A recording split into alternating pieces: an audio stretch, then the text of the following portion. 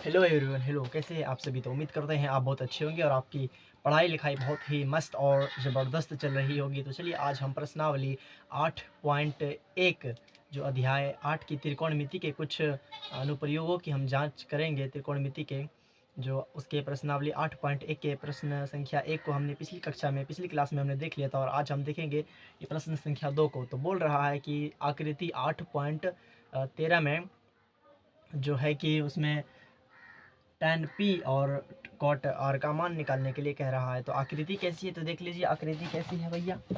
तो आकृति कुछ ऐसी है जिसमें पी क्यू आर के नाम से जो 3 त्रिभुज बना हुआ है, जिसका पी क्यू 12 है, पी आर 13 है और क्यू आर जो नहीं दिया हुआ है। तो पहले हम समकोण त्रिभुज में हम पहले क्यू आर को निकाल लेंगे, ठीक है।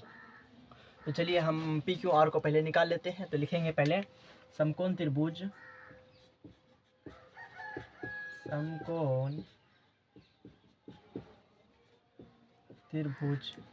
पी क्यू आर में इस तरह हम लिखेंगे। फिर इससे आगे बढ़ेंगे।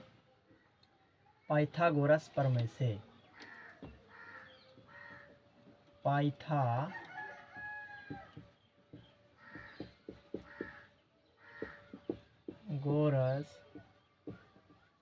प्रमेय से कुछ इस तरह लिखेंगे तो देखने में भी ठीक ठाक लगेगा। तो इसके आगे कह रहा है कि पी क्यू पी आर और क्यू आर यानी कि जो है सीधा सीधी हम लिखेंगे। ये एच होता है यानी कि कर्ण होता है और ये जो है बी यानी कि आधार होता है और ये लंब होता है। तो हम पी लिखेंगे, पी पर स्क्वायर बराबर और जो है कि बी पर हम बड़े से पहले लिखते हैं, ठीक है, H square P square plus और जो है कि बी पर स्क्वायर हम इस तरह लिखेंगे, ठीक है। आपको दिख रहा होगा अच्छी तरीक़ा से। तो मेरे पास एच स्क्वायर यानी कि कर्ण पर स्क्वायर दिया हुआ है 13 और पी पर स्क्वायर जो है कि 12 दिया हुआ है, जो 12 पर स्क्वायर इस तरह से लिखा जाएगा। और बचा बी पर पावर यानी कि इसका हमें मालूम नहीं है, इसका ही हमें निकालना है। 13 को जब 13 बार गुना करेंगे, 13 पर स्क्वायर इस तरह लिखा रहेगा तो 13 को 13 बार ही गुना करना है। तो यानी कि इसका गुना करेंगे तो इतना 169 और फिर 12 को जब 12 बार गुना करेंगे तो 144 आएगा। ये बराबर को इधर लेके चले आएंगे, इसको उधर भेजेंगे तो ये प्लस है, ये प्लस को उधर भेजेंगे तो माइनस, इस तरह। फिर बी पर पावर 9 में 4 गया 5, 6 में 4 जाएगा क्या? नहीं जाएगा तो जा भेजते हैं इसको। 6 में 4 गया 2, 1 में 1 गया 0, ख़त्म। तो ये बी पर पावर हो गया, इस पावर को इधर भेजेंगे, बी पर पावर 25, इधर स्क्वायर भेजें मतलब स्क्वायर इस तरफ भेजें तो रूट हो गया, रूट को तोड़ ताड़ किए तो ये रूट से बाहर होएगा तो क्या हो जाएगा 5 यानी कि बी यानी कि और लिख सकते हैं क्यू आर। क्या लिख सकेंगे?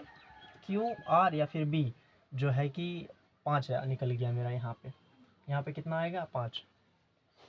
अब हमारे पास तीनों मान पता चल गया, बी का भी, पी का भी और क्यू का भी, जो सीधा सीधी आ रहा है। क्यू नहीं होगा जी, यहाँ पे एच होगा। बी का मान कितना आया है 5, पी का मान है 12 और एच का मान है 13। ये सीधा सीधी मान निकल गया पाइथागोरस प्रमेय के अनुसार। अब हमें क्वेश्चन क्या कह रहा है, tan p minus cot r। tan p का फॉर्मूला क्या होता है? tan p का फॉर्मूला होता है p बटे b। क्या होता है?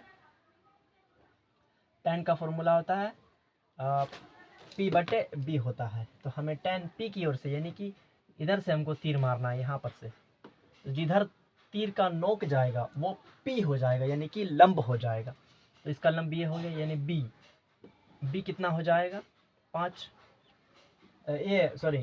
इसका लंब जिधर जाएगा तो वो p हो जाएगा यानी कि p। तो p इसका कितना हो गया 5। और फिर जो है b यानी कि इसका आधार जो है यानी ये p हो गया। इधर से तीर मारे, यहाँ से तीर मारे तो ये p हो गया, ठीक है। अब बचा b जो है वो यहाँ आ जाएगा। ये b हुआ, p हुआ यानी लंब हुआ, तो ये आधार हो जाएगा और फिर ये कर्ण हो जाएगा।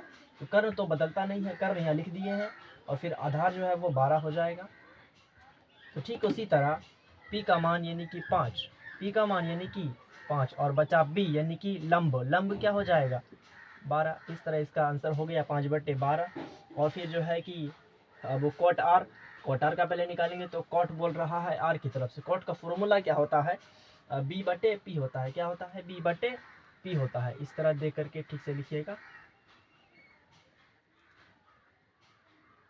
B/P होता है। ठीक है, B/P जो इसका फॉर्मूला होगा, तो कॉट आर से, यानी कि इधर से तीर लगाना है। कहाँ से लगाना है? इधर से तीर लगाना है। अब इसको मिटा देना है। इधर से तीर लगाना है, जिधर तीर जा करके लगेगा, जिधर उसका नोक रहेगा वो P हो जाएगा, यानी कि सीधा सीधी P है, ये हो गया ये, यानी कि लंब। और फिर ये आधार हो गया जो B हो कहलाता है।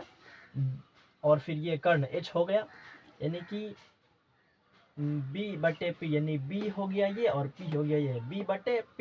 B/P हो गया, यानी कि B/P। तो B का मान कितना है हमारे पास? 5 है।